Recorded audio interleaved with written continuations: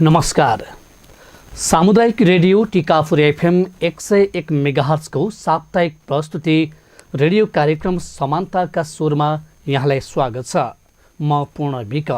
दलित समुदायको हक हित र अधिकारका क्षेत्रमा काम गर्ने उद्देश्यले थुप्रै सङ्घ संस्थाहरू स्थापना भएका छन्। ती सङ्घ संस्थाको औचित्य के छ भन्ने सवालमा आज हामी कुराकानी गर्नेछौँ।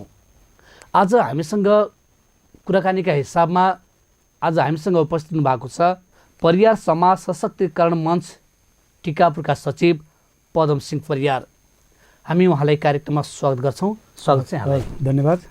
मैले अलिकति यहाँलाई जानकारी पनि गराएँ। आज हामी यो क्षेत्रमा स्थापित विभिन्न सङ्घ संस्था छन् जो चाहिँ दलितका हक र अधिकारका क्षेत्रमा काम गर्ने उद्देश्यले स्थापना भएका छन्।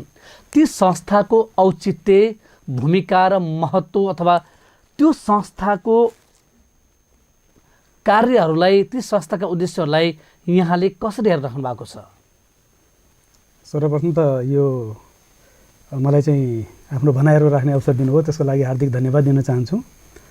र जहाँसम्म अब दलित हक अधिकारका कुराहरू छन् र यसमा विगतदेखि नै भनौँ अब लामो समयदेखि अथवा परापूर्वकालदेखि नै एउटा दलित समुदायमाथि तत्कालीन राज्य व्यवस्थाले नै थिचोमिचो गरिरहेको अवस्था, दलितहरूले आफ्नो हक अधिकारहरू नपाएको अवस्था,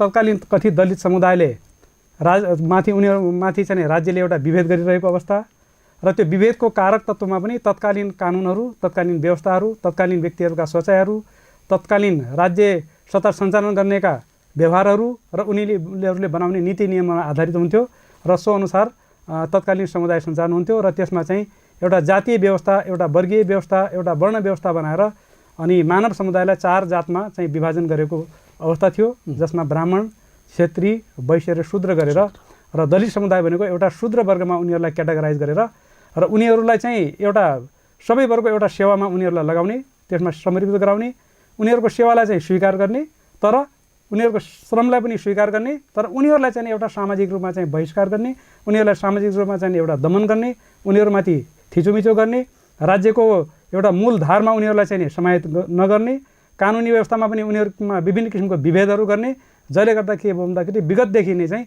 दलित समुदाय एकदम अन्य वर्गभन्दा पछाडि पर्दै आयो र तत्कालीन अवस्थामा चाहिँ गरिबीको मारमा त्यही वर्ग पर्यो र एउटा सामाजिक चाहिँ नि थिचोमिचोमा त्यो पर्यो।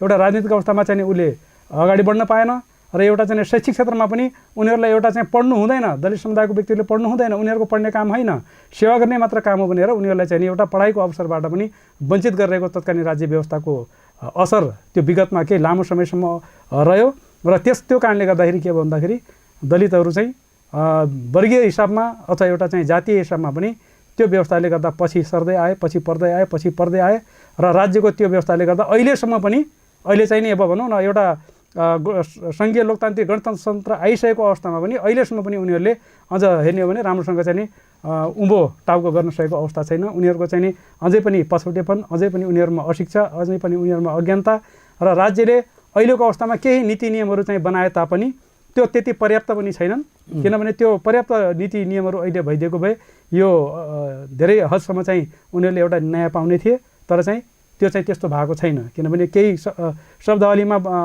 चेन्ज भयो, केही व्यवस्थामा चाहिँ केही कानुनहरू बनाइए, व्यवहार चाहिँ भएन र त्यो कानुनलाई परिपालना गर्ने चाहिँ नि संयन्त्र राम्रो भएन।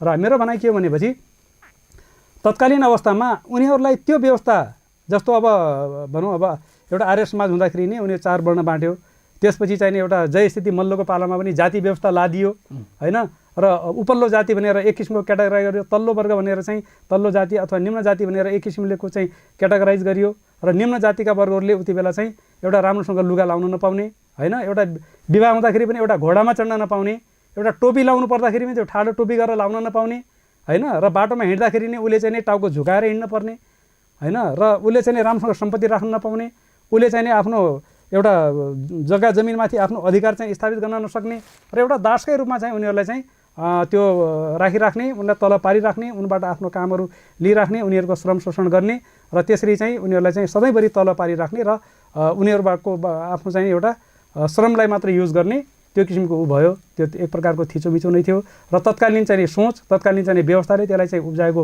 अवस्था हो। तथापि अहिले हामी चाहिँ एउटा लोकतान्त्रिक अवस्थामा छौँ र धेरैजसो कानुनहरू चाहिँ अहिले बनेका पनि छन्, तर तिनको चाहिँ मलाई कता कता लाग्छ भने तिनको परिपालना जो राज्यबाट तिनलाई चाहिँ कडाइका रूपमा चाहिँ लागू गर्नुपर्ने हो त्यो व्यवस्था थिएन। म एक्जाम्पल यहाँहरूसँग भन्न सक्छु, जस्तो जति बेला त्यो जाति व्यवस्था लादियो हैन, एउटा शुद्र व्यक्तिले अथवा भनौँ निम्न व्यक्तिको जातिको वर्गले चाहिँ पढ्नु हुँदैन भन्ने एउटा चाहिँ यो अफवाहहरू ल्याइयो। त पढ्यो भने के गर्ने त हैन, एउटा मनुष्यविदमा उद्योग गरेको छ, शूद्रले चाहिँ नि वेद र पुराणहरू सुन्यो भने उसको कानमा झिर हाल्ने रे हैन, र उसले उच्चारण गर्दाखेरि उसको जिब्रै काट्ने रे हैन। अनि एउटा चाहिँ तपाईँको उपल्लो वर्गको व्यक्तिले तल्लो वर्गको चाहिँ एउटा आइमाई अथवा केटीलाई विवाह गर्यो भने उसलाई चाहिँ देश निकाला गर्ने रे हैन, उसलाई चाहिँ अब जाति व्यवस्थाबाट च्युत गर्ने। तर एउटै तल्लो वर्गको व्यक्तिले चाहिँ उपल्लो वर्गको चाहिँ केटीलाई बिहा गर्छ भने उसलाई मृत्युदण्डै दिने भन्ने किसिमका यस्ता किसिमका चाहिँ विभेदकारी कानुनहरू बनाएर त्यति बेला लादिएको थियो हैन। त्यसको असरले गर्दाखेरि तत्कालीन अवस्थामा मान्नुपर्ने अवस्था पनि थियो, माने पनि हैन, त्यसको पालना भयो।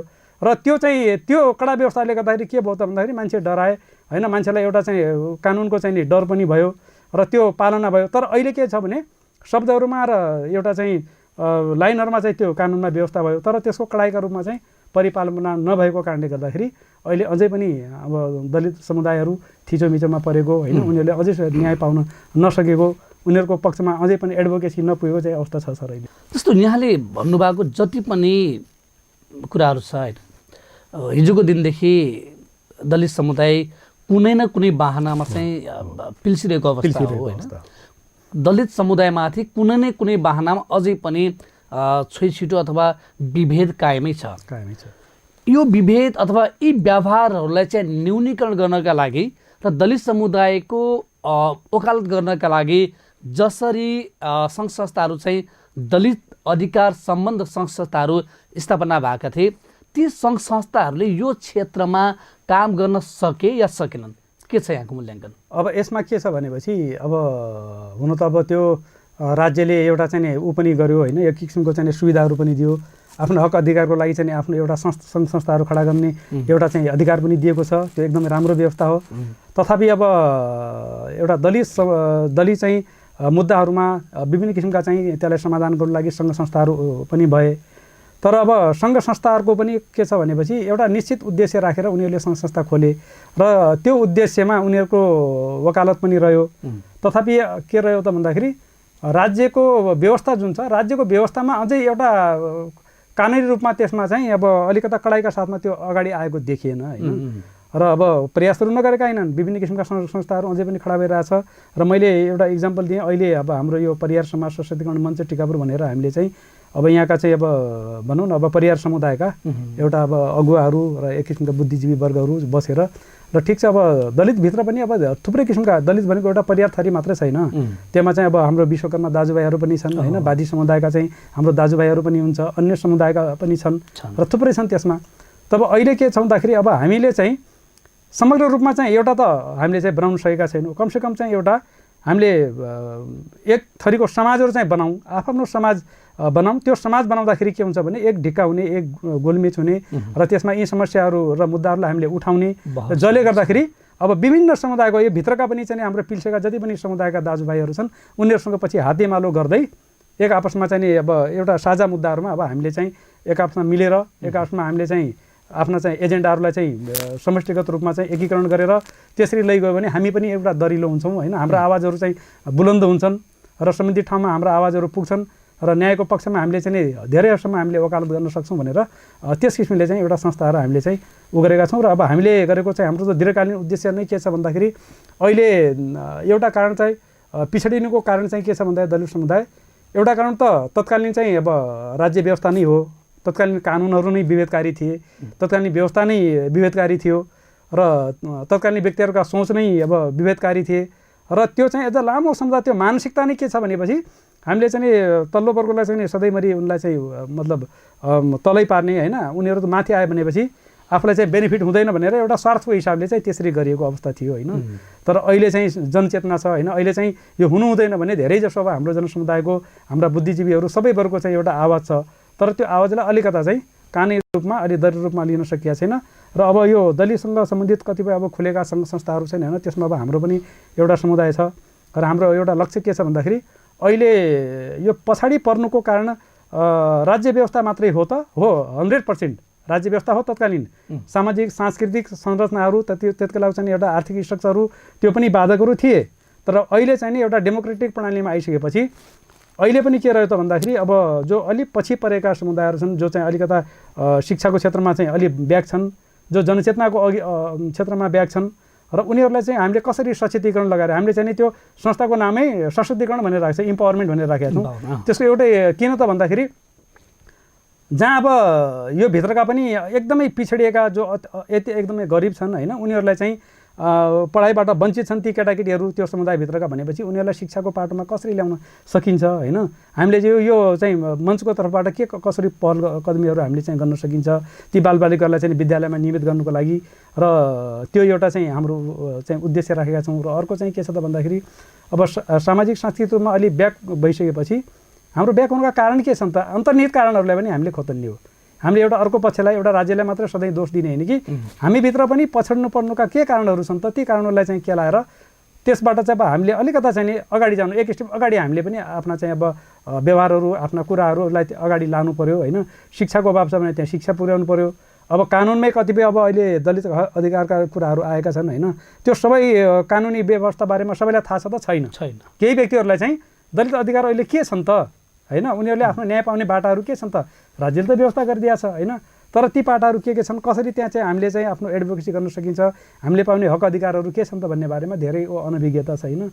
र त्यो विषयमा पनि उहाँहरूलाई समुदायका व्यक्तिहरूलाई एउटा ल हाम्रो चाहिँ नि अधिकार भनेको पनि यो हो र हाम्रो दायित्व पनि यो, दायित्व र अधिकार त्यो दुइटै हाम्रा के छन् त कानुनमा अहिलेको चाहिँ संविधानमा होइन व्यवस्था भएको होइन, नेपालको संविधान 2072मा अब हाम्रो चाहिँ के छन् त अधिकार हक अधिकारहरू, हामीले पाउने न्यायका कुराहरू के छन् त, हाम्रा कर्तव्यहरू के छन् त भन्ने बारेर त्यो सम्बन्धमा उनीहरूलाई एउटा विज्ञहरू ल्याएर प्रशिक्षण गरिदियो भनेपछि ए हो त हाम्रो लागि पनि राज्यले यस्तो व्यवस्था गरेर रहेछ त, यी कानुनहरू रहेछन् त, हामीले अगाडि ल्याउनुको लागि त यो कुराहरू छन्, हामीले थिचोमिचोमा पर्दाखेरि यो एउटा कानुनी न्यायका बाटाहरू छन् भन्ने बारेमा उनीहरूलाई सचेतीकरण पनि गरेर उनी यसरी चाहिँ सशक्तिकरण गर्दै लग्यो भनेपछि भोलिको दिनमा आफ्नो न्यायको खोजी उनीहरूले आफै गर्न सक्ने होइन। शिक्षाको क्षेत्रमा पछाडि परेकाहरूले शिक्षाको क्षेत्रमा अगाडि बढ्ने, अब कानुनी क्षेत्रमा चाहिँ पछाडि एक्सन पनि त्यो कानुनी क्षेत्रमा कसरी अगाडि गर्ने, नेतृत्वको क्षेत्रमा नेतृत्व विकासहरू कसरी गरेर चाहिँ अगाडि लैजाने, जसले गर्दाखेरि समग्र चाहिँ यो दलित समुदायको उत्थान हुने र एक आपसमा हातेमाली गरेर अब विगतको पछौटेपनबाट अहिलेको एउटा लोकतान्त्रिक प्रणालीमा अलि 21औं शताब्दीको नयाँ सोच का साथमा अगाडि आउने र राज्यको चाहिँ विकासमा अथवा स्थानीय तहको विकासमा राज्यको विकासमा पनि आफ्नो एउटा चाहिँ महत्त्वपूर्ण टेवा दिने हिसाबले चाहिँ यो सङ्घ संस्थाहरूको रूपमा हामीले चाहिँ लिएका छौँ सर। कम्तीमा पनि तपाईँ जस्तो बुद्धिजीवी अथवा यो सर्कलले दलित समुदायका यी सवालमा चाहिँ बहस गर्न जरुरी छ होइन। तर कतिपयको भनाइ के पनि छ भने जस्तो जो चाहिँ सङ्घ संस्थाहरू स्थापना भएका छन् होइन, केही चाहिँ बजेट पायो भने अथवा केही चाहिँ डोनेसन पायो भने काम गर्ने पछि चाहिँ बिस्तारै हराउँदै जाने होइन। यसो हुँदाखेरि यी एनजिओ भनेका चाहिँ कमाइ खाने भाँडो हुन् भन्ने पनि एक खालको गुनासो छ एकदम होइन। के लाग्छ यहाँलाई? अब यहाँले भनेको कुरोमा कतिपय त सत्यता पनि छ होइन, किनभने अब मुख्य कुरो त हामीले बुझ्नुपर्ने के छ भने अब संस्थाको स्थापना हुन्छ, सामाजिक संस्थाहरू होइन, अब त्यो एउटा सोसल एजेन्सीको स्थापना कसरी भयो होइन, त्यो कुन उद्देश्यका साथमा चाहिँ स्थापना भयो त्यतातिर पनि हामीले हेर्नुपर्ने हुन्छ होइन। र जस्तै मैले भर्खरै पनि हजुरलाई उदाहरण दिएँ एउटा, अब यो हामीले चाहिँ भर्खरै अब स्थापना भएको संस्था छ होइन, परिवार समाज सशक्तिकरण मञ्च भनेर। यो कुनै अब नाफामूलक संस्था पनि होइन होइन, कुनै अब राजनीति गर्ने राजनीतिक संस्था पनि होइन र यसलाई चाहिँ कुनै आइएनजिओबाट परिचालित संस्था पनि होइन, कुनै एनजिओबाट हामीले बजेट ल्याएर ठुलै गरौँला भन्ने पनि हाम्रो चाहिँ लक्ष्य छैन। हाम्रो एउटै मात्र लक्ष्य के हो त भन्दाखेरि यो अलिकता चाहिँ ब्याकवर्डबाट हामीले एक स्टेप अगाडि जानुको लागि होइन, सचेतनाको हिसाबले अथवा हाम्रो एक्टिभिटीको हिसाबले अथवा कानुनी हक अधिकारकोमा चाहिँ हामीले वकालत र एडभोकेसी गर्ने हिसाबले हाम्रो के छ त त्यो बारेमा अलिकता केही सचेतनाका पाटोमा हामीले चाहिँ के गर्न सक्छौँ। भोलिको दिनमा अब स्थानीय निकाय पनि छ हामीसँग, स्थानीय निकायबाट पनि हामीले अब त्यस्ता केही भनौँ न प्रोपोजलहरू प्रोग्रामहरू हालेर, सचेतनामूलक प्रोग्रामहरू हालेर हामीले त्यो बारेमा चाहिँ त्यो समुदायका व्यक्तिहरूलाई सचेत गराउने होइन, कानुनी हक अधिकारको बारेमा सचेत गराउने। अब एकदम आर्थिक अवस्था जर्जर भएका व्यक्तिहरूलाई अलिकता आय आर्जनमूलक प्रकारका कार्यक्रमहरू कसरी ल्याउन सकिन्छ। फेरि हामीले स्थानीय तह मार्फतै हो, किनभने हाम्रो चाहिँ मुख्य बडी भनेको स्थानीय तह नै हो। स्थानीय तह नै हाम्रो मुख्य सरकार पनि हो र हामीले आफ्ना कुराहरू राख्ने पनि त्यही स्थानीय सरकारसँगै हो होइन। र यो समुदायको लागि पनि अब कहीँ कार्यक्रममा पछाडि परिएका छन् भने उनीहरूलाई अलिकता हामी स्थानीय तहसँग पनि अलिकता एडभोकेसी गरेर ल यो समुदायमा हाम्रो यो प्रोग्रामहरू चाहियो होइन, यो प्रोग्रामले गर्दाखेरि एउटा उनीहरूलाई सशक्तिकरण गर्नमा चाहिँ सजिलो हुन्छ भनेर हामीले चाहिँ एउटा चाहिँ भनौँ न एउटा कोअर्डिनेसनको पाटोमा मात्र यसले काम गर्ने हो होइन।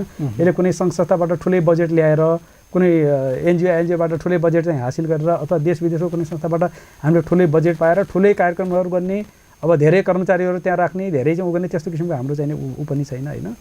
र त्यो छ। र कतिपय संस्थाहरूको त के भयो भनेपछि त्यो तपाईँहरूले भन्नुभएको कुरोमा केही न केही सत्यता छ, सत्यता नभएको होइन। किनभने कतिपय संस्थाहरू त्यसरी जन्मिए र त्यसरी जन्मिए पनि र त्यसरी चाहिँ अब ती पतन पनि भएर गए होइन। र मुख्य कुरो के छ भन्दाखेरि अब हामीले चाहिँ गर्न खोजेको कुरो र हामीले लिएको लक्ष्य यदि त्यसमा पवित्रता छ भनेपछि हामी राम्रोसँग गर्न सक्छौँ होइन। र अब त्यसमा अब कुनै नाफामूलक हामीले चाहिँ कमाउने अथवा कुनै अन्य लक्ष्य प्राप्तिको लागि त्यसलाई एउटा बाटो र माध्यम बनाउने होइन, एउटा चाहिँ भनौँ न मोहरा त्यसलाई बनाएर लैजाने किसिमले भयो भने त्यस्ता सङ्घ संस्थाहरूको त्यही किसिमले भएको छ होइन। सवाल परिवार सशक्तिकरण समाजको मात्र मञ्चको मात्र नभएर टिकापुरको क्षेत्रमा हेर्ने हो भने दलितसँग आबद्ध थुप्रै सङ्घ संस्थाहरू स्थापना भएका छन् होइन, जो अहिले कुनै कार्यक्रम छैन, प्यासिभ अवस्थामा चाहिँ बसेको अवस्था छ। संस्थाहरूले वास्तवमा गर्न पर्ने काम के हो जस्तो लाग्छ नि यहाँलाई? अब एउटा बुद्धिजीवीसम्म भन्दाखेरि यहाँले चाहिँ के देख्नु भएको छ?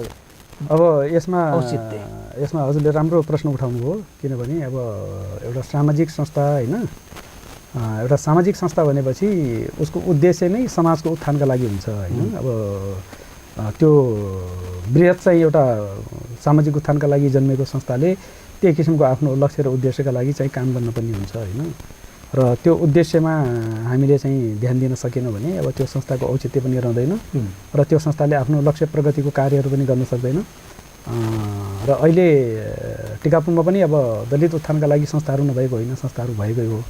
तर अलि कता कता मलाई कस्तो लाग्छ भने अब ती अब योभन्दा विगतमा भएका संस्थाहरूले अब सम्पूर्ण पक्षलाई जो भनौँ न अब दलित समुदायभित्रमा पनि अब विभिन्न अब समुदायहरू छन् होइन, ती सबै समुदायको भावना र मर्मलाई समेटेर सँगसँगै जाउँ र हातेमालो गरेर जाउँ, कानमा कान जोडेर सँगसँगै जाउँ भन्ने अभिप्रायका साथमा उहाँहरूले काम गरिदिएको भए सम्भवतः यो संस्था जन्मिने पनि थिएन होइन, र यो संस्था जन्माउने आवश्यकता पनि थिएन। तर कता कता त्यहाँ अलिकता चाहिँ केही ग्यापहरू होइन महसुस भयो।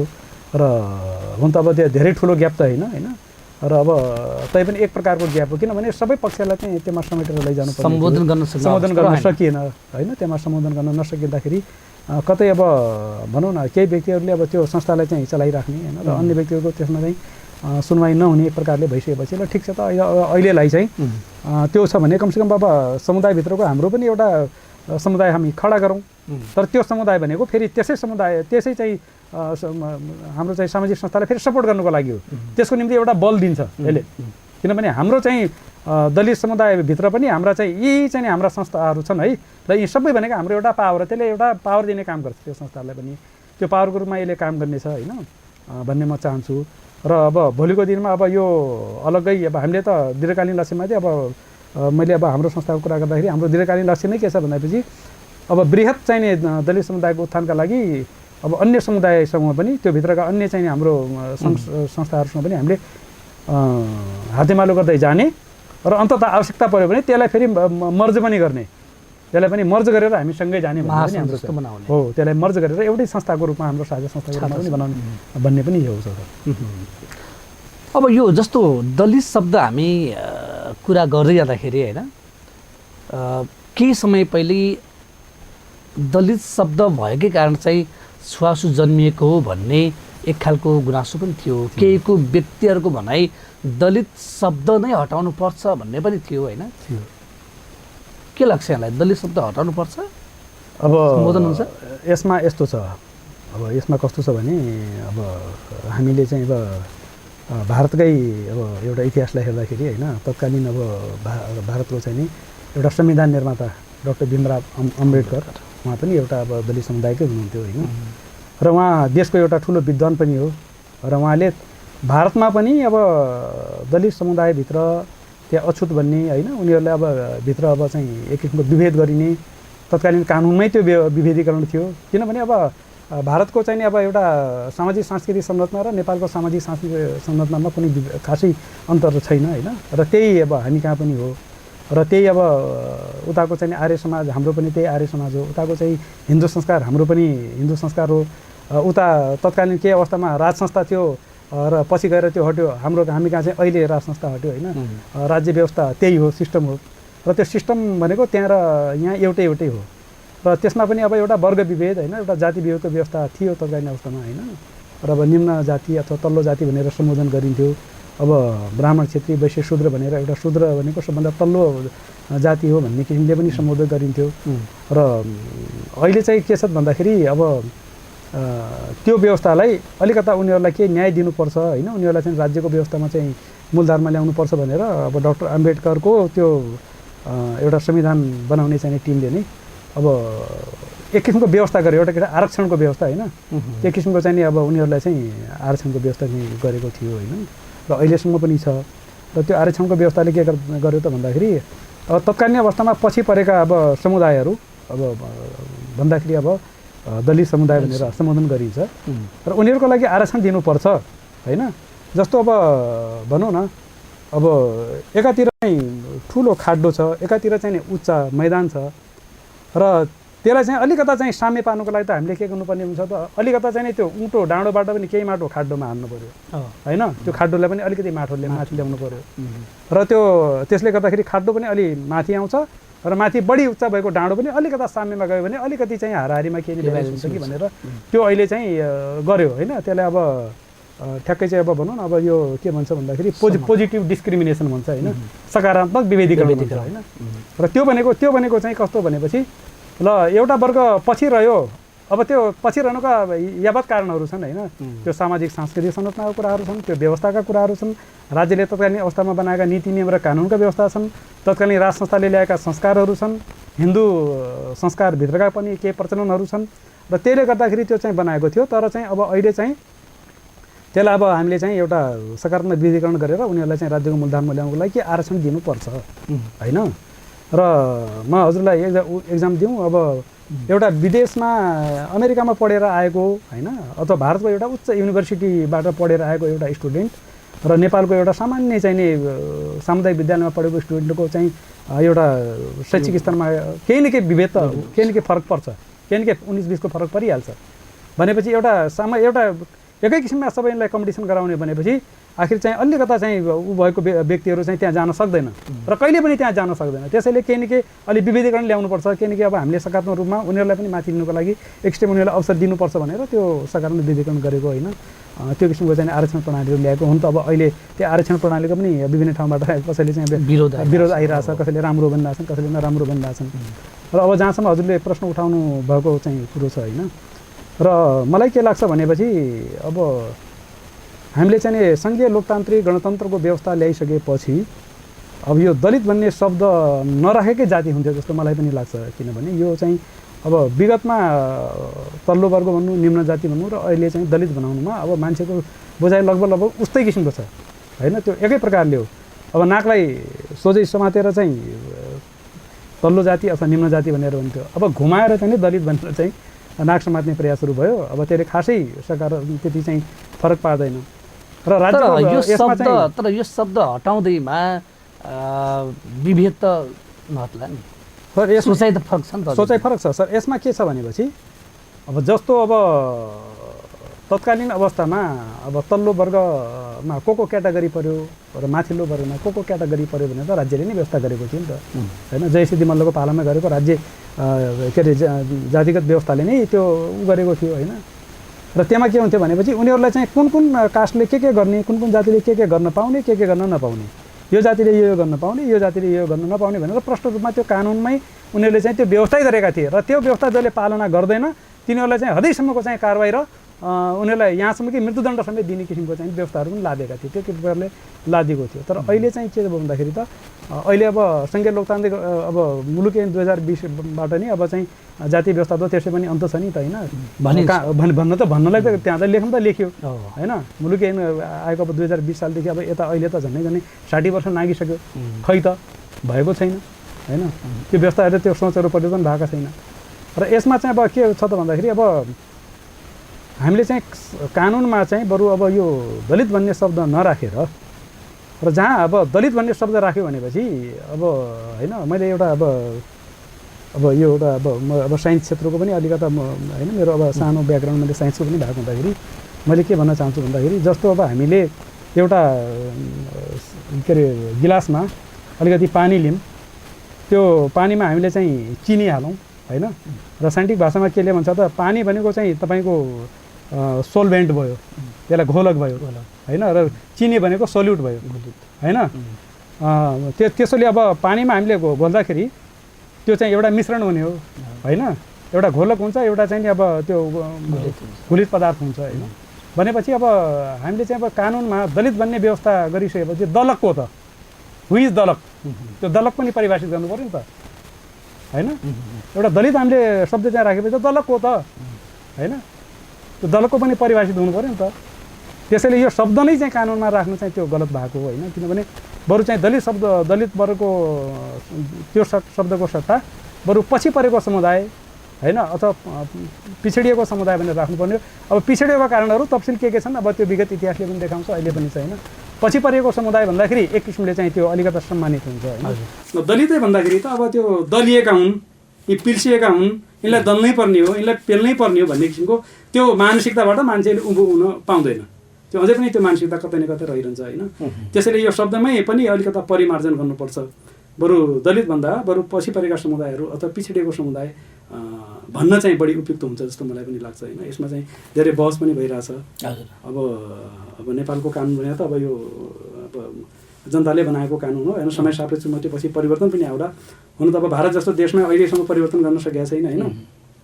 र कहीँ न कहीँ अब पछि परेको समुदाय भनेर पनि त्यो आरक्षण कोटाहरू चाहिँ दिन सकिन्थ्यो नि त। पछि परेका समुदायभित्र को परे त होइन। अब कथित दलितहरू पनि त्यसमा परे, आदिवासीहरू पनि पर्छन्, अन्य पनि पर्छन् होइन। तर दलितै भन्ने शब्द राख्दाखेरि यो कस्तो भयो त भन्दाखेरि जस्तो पछि परेको समुदायमा त हजुरको अब अन्य अब जनजातिहरू पनि छन् नि त, अल्पसङ्ख्यकहरू पनि छन् होइन। तर उनीहरूलाई त दलित भनिएन नि त, भनिएन उनीहरूलाई त हो, उनीहरूलाई छुवाछुत पनि गरिन्न।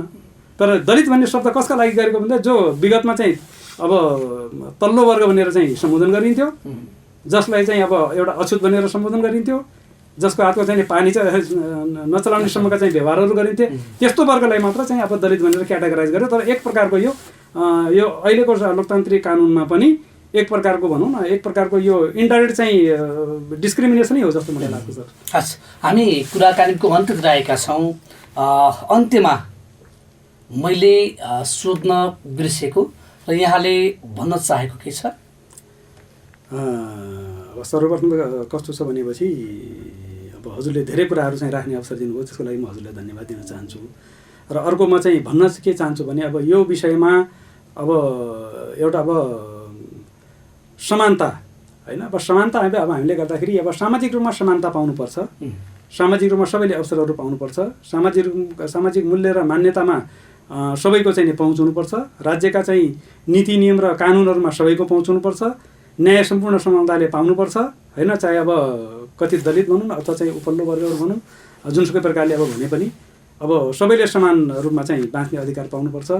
र मानव भइसकेपछि एउटा मानवले अर्को मानवसँग गर्ने व्यवहारमा पनि त्यही किसिमले हुनुपर्छ र राज्यले पनि त्यसलाई चाहिँ एउटा होइन त्यसमा चाहिँ राज्य पनि त्यसमा चाहिँ टोलरेन्स लिनु हुँदैन। राज्यले पनि बिल्कुल चाहिँ जिरो टोलरेन्सको नीति त्यसमा चाहिँ लिनुपर्छ। यस्ता घटनाहरूमा भयो भनेपछि अलिकता हुन्छ। र मलाई चाहिँ हजुरलाई एउटा सानो कुरो मैले चाहिँ राख्ने मैले अनुमति चाहन्छु। म चाहिँ एउटा दलित समुदायको विद्यार्थी हुँ र म एउटा भनौँ न एउटा चाहिँ बडो सङ्घर्ष गरेर यहाँसम्म आइपुगेको हुँ होइन। मेरो अब गार्जियनहरूले पनि के अब पढाउनुपर्छ भनेर मलाई चाहिँ यहाँसम्म चाहिँ सहयोग गर्नुभएको छ, उहाँहरूप्रति म कृतज्ञ छु होइन। र म चाहिँ 2046 सालको एसएलसी पास आउट विद्यार्थी हो र म चाहिँ रघुनाथ अहिलेको चाहिँ रघुनाथ बहुमुखी क्याम्पस तत्कालीन चाहिँ रघुनाथ आदर्श माध्यमिक विद्यालय भन्ने थियो, त्यहाँबाट 2046 सालको एसएलसी पास आउट हुँ। ममा पढ्ने जोस थियो, जाँगर थियो र त्यही अनुसारमा म साइन्स विषय पढ्छु भनेर मलाई साइन्समा धेरै रुचि पनि थियो र सुदूरपश्चिमको महेन्द्रनगरमा म चाहिँ सिद्धनाथ विज्ञान क्याम्पसमा म पढ्न पनि गएँ। तर म पढ्दै गर्दाखेरि अब त्यहाँ चाहिँ अब आफन्तहरू थिएनन्, मैले चिनेका मान्छेहरू थिएनन्, त्यहाँ छात्रावास थियो, म छात्रावासमा बसेँ। छात्रावासमा एउटा क्यान्टिन थियो, त्यो क्यान्टिनमा चाहिँ नि सार्वजनिक खानाको चाहिँ आयोजना गरिन्थ्यो र त्यसो गर्दै गर्दा अब एक दिन चाहिँ मलाई चाहिँ त्यहाँ अब दलित वर्गको चाहिँ एउटा विद्यार्थी हो भनेर चाहिँ उ गर्दाखेरि मलाई क्यान्टिनको खानामा रोक लगाइयो है। क्यान्टिनको खानामा चाहिँ मलाई के व्यवस्था त गरियो त भन्दाखेरि त्यो त दलितको विद्यार्थी हो, त्यो क्यान्टिनभित्र आउनु पाउँदैन, उसलाई छुट्टै अरूलाई समस्या हुन्छ, त्यसलाई त्यो दलित विद्यार्थी एक्लै छ, त्यसलाई चाहिँ छुट्टै चाहिँ तपाईँले भात लिएर उसको थालमा भात लिएर उसको कोठामा पुऱ्याइदिनुपर्छ, अर्को छुट्टै ठाउँमा उसलाई दिनुपर्छ, त्यो क्यान्टिनभित्रको चाहिँ उसमा समेत उसलाई पस्न दिनु हुँदैन भन्ने किसिमले म त्यति प्रताडना पाएको व्यक्ति पनि हो कि यही समुदायले गर्दाखेरि। म चाहिँ अब एउटा चाहिँ जब गर्दै गर्दा मैले धनगढीमा धेरै ठुलो सङ्घर्ष गर्नु परेको थियो, मैले डेरा समेत पाएको थिएँ एउटा चाहिँ, किनभने एउटा चाहिँ अब परिचय दिँदाखेरि म पदमसिंह परियार भनेपछि नै बाबु डेरा छैन भन्थेँ होइन। मैले कयौँ ठाउँमा चाहिँ नि 8-10 ठाउँमा मैले डेरा चेन्ज गर्नु पर्थ्यो र मैले चाहिँ लास्टमा चाहिँ कसरी मैले चाहिँ भनौँ न एउटा चौधरी समुदायको व्यक्तिहरू उनीहरूले किन त विविधीकरण गर्दैन, म त्यस्तो गर्न पछि डेरा गरेर पनि बसेँ र उहाँहरूले मलाई धेरै सहयोग गर्नुभयो। र यो मैले जोड्न खोजेको कुरो कहाँ छ त भने यो मानसिकता जुन छ नि, त्यो मानसिकता कहीँ न कहीँ अहिले पनि चाहिँ त्यो बाँचिरहेको अवस्था छ। अहिलेको जेनेरेसनले त्यो कुराहरूलाई मान्दैन, यो गर्नु हुँदैन, विभेद गर्नु हुँदैन भन्ने अहिलेको जेनेरेसनले राम्रोसँग बुझेको छ। तर अहिलेको जेनेरेसनलाई पनि त्यो गर्नलाई बाधक चाहिने पुरानो जेनेरेसन छ, फेरि मिडियम जेनेरेसन छन्, उनीहरूले पनि बाधा गरेर आउँछ। उनीहरूले चाहन्छ तर पहिलेको चाहिँ पुरानो जेनेरेसनले त्यो उनीहरूलाई गर्न दिँदैन अनि त्यो गरेर उनीहरूको चाहिँ करकापले भनौँ अरू बाध्यताले पनि अहिलेको जेनेरेसनले पनि त्यो व्यवहार गर्न बाध्य छ। र म सबैलाई यो मार्फत चाहिँ के भन्न चाहन्छु भने अब हामी सबै मानव हौँ र मानवले मानवसँग चाहिँ मानव तुल्य व्यवहार गर्नुपर्छ र हक अधिकार र एउटा चाहिँ सामाजिक समानताका लागि सबैले उत्तिकै सहयोग गर्नुपर्दछ। अब सबै वर्गले सबैले चाहिँ अब उत्तिकै सहयोग गरिदियो भने, सबैले त्यो पक्षमा वकालत गर्यो भने, सबैले अब आउँदा सन्ततिहरूलाई पनि त्यही किसिमले चाहिँ स्कुलिङ गरिदियो भनेपछि भोलिको दिनमा आफसे अब यो समस्याहरू समाधान हुँदै जान्छ र राज्यले पनि अलिकता नीति नियमहरू र कानुनमा पनि अलिकता व्यवस्था गर्नुपर्छ होइन। जबसम्म यो दलित भन्ने शब्द चाहिँ कानुनमा रहिरहन्छ तबसम्म कुनै न कुनै प्रकारले होइन यानि केही प्रकारले नै चाहिँ त्यो चाहिँ विभेदहरूको मान्छेमा मानसिकता रहिरहन्छ। त्यसैले यो शब्द नै हटाउनु पर्छ जस्तो मलाई लाग्छ होइन कानुनबाट। यो हस्, आफ्नो व्यस्त समयका बावजुद पनि हामीलाई समय दिनुभयो, यहाँलाई धेरै धेरै धन्यवाद। हस्, धन्यवाद यहाँलाई पनि।